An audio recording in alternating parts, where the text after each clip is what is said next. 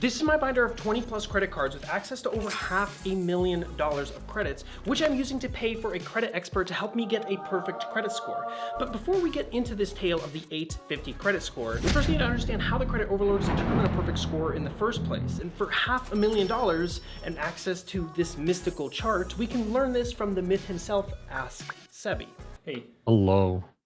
Hey, you're not charging me by the minute, are you?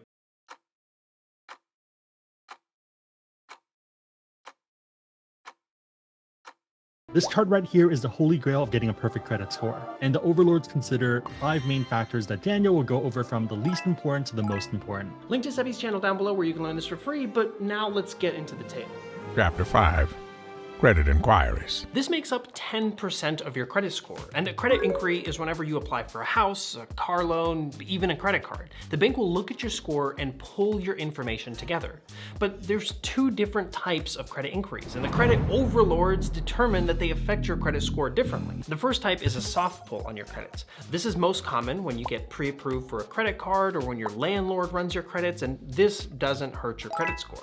But a hard pull happens when you apply for a loan like a credit card or mortgage or a car loan, and this will drop your credit score, about 5 points for each inquiry. This is because the overlords become worried about why you're needing more credit all of a sudden. Like, why do you need a loan? Like, did you lose your job or down to your last few dollars? Like, simply the act of asking for money makes you a riskier borrower in their eyes. And while it might seem like having 20 plus credit cards is crazy and would drop my score over 100 points, well, it's not crazy, and I'm not crazy, because these hard inquiries stop affecting your credit score after 1 year. So hypothetically, if you were to apply for 5 credit cards in a single week, a year from now, it won't matter. I might have done this. Anyways, this category is by far the easiest to maintain. Either don't apply for a bunch of new loans or just wait a year for the inquiries to stop affecting your score. But this next one is much more complicated to manage.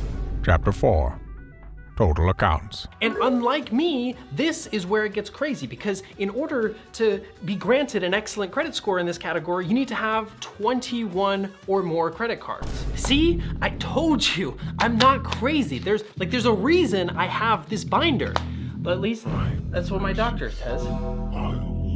Wow, Daniel, you're pretty messed up in the head. But why exactly 21 credit cards? Why not like 5? I don't know, but just get on your hands and knees, because this is the number that the credit card overlords have chosen, so who are we to question them? But Daniel, isn't 21 credit cards like a lot of work to keep track of? Well, not if you don't use them. You know, all this seems a little crazy, but you seem a little crazy. Get something off of my chest. I do it for you guys. Financial gurus out. Terrible financial advice. This is because having 20 plus credit cards and not using them also helps with chapter 2, but more on that soon.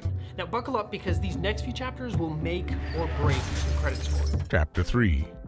Average age of accounts. This determines 15% of your credit score, and to get an excellent credit score, the average age of one of your cards has to be at least 9 years old, which is why I've grown and raised my Starbucks Rewards Visa card since he was an infant. And now that he's grown up, I take him whenever I get coffee. Because you know what they say, Starbucks a day keeps Dave Ramsey away. Some terrible financial advice truly makes my blood boil. But this sounds easy enough, right? Well, it gets even more challenging, because we're talking about the average age of all of your accounts, not just a single card. So let's say you've had a single credit card for 10 years, which would put you in the excellent category. If you were to open up a new credit card, the average age between those 2 cards would now be 5 years, which would put you in the yellow zone. So why even bother opening another card then? Because remember chapter 4?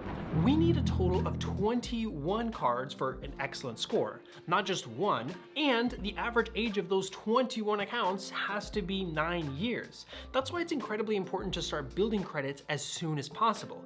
But what's even more important are the next 2 chapters, which make up 65% of your score combined. And these will either grant you a perfect score or ruin your score with a single mistake. Chapter 2. Credit Utilization. This alone determines 30% of your credit score, and 99% of people do this completely wrong, so let me explain. Credit utilization is simply the amount of credit you're currently using divided by the amount of credit you have available. So let's imagine you have a credit card with a $5,000 credit limit. If you spend $2,500 on that card, then you've utilized half of your credit limit, or 50%. And this puts you in the red category. But in order to be in the excellent category, you should utilize less than 9% of that $5,000 limit, or about $450. But the problem is, why are they giving you a $5,000 credit line when you can only use $450 at a given time? Well, to the credit overlords, using more than 9% of your credit limits makes you look down bad for some cash.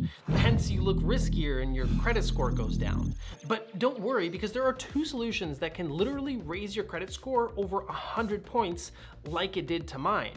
And this is the part 99% of people don't know about. The first solution is understanding statement date.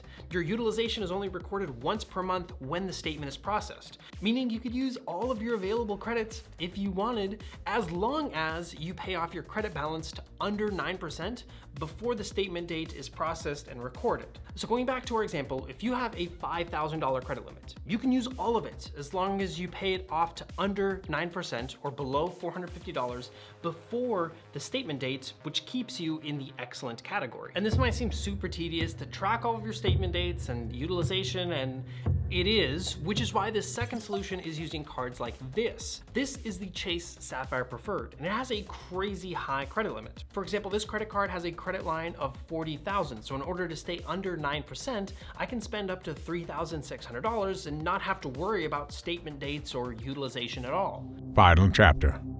Payment history. Now, the last chapter is the most important chapter, since just one slip up will absolutely decimate your credit score. Not even Drake can afford to slip up on this. Niggas caught me slipping once, okay, so what? This makes up 35% of your credit score. And let me show you how easy it is to ruin it with just one mistake. Let's say you had a credit card for 10 years and you made every payment on time. That means you would have made a total of 120 on-time payments, or 12 payments per year divided by 120 total payments, which equals a perfect 100% score. But if you were to miss just one payment in 10 whole years, your perfect 100% score would drop to a 99.1, and the credit overlords would dethrone you of your excellent score to just a good score.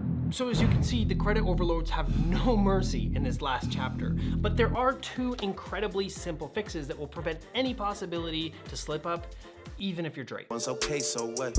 The first fix is you can easily set up automatic payments on your phone. It only takes a few clicks and you don't have to worry about late payments ever again, since the payments are made automatically on time for you. But if you're like Drake and have already slipped up once or twice, no need to worry, because the second fix is calling your credit card issuer and kindly asking them to remove the late payment from your credit report and just tell them it won't happen again. Or just write a goodwill letter. But the moral of the story is this 850 credit score is a fairy tale in itself, because all of the absurd requirements. And the truth is, it isn't any better than a 750 credit score, which offers all the same benefits which anyone can realistically achieve. And all you need to do is have a few cards, keep your utilization under 9%, and set up automatic payments. But oh wait, Daniel, if a perfect credit score doesn't matter, why do you have one and 20 plus credit cards? Well, the truth is, the tale of the 850 credit score was a lie, since I don't really have one and I don't care to get one. So yeah, the 850 credit score I paid $500,000 for was a scam.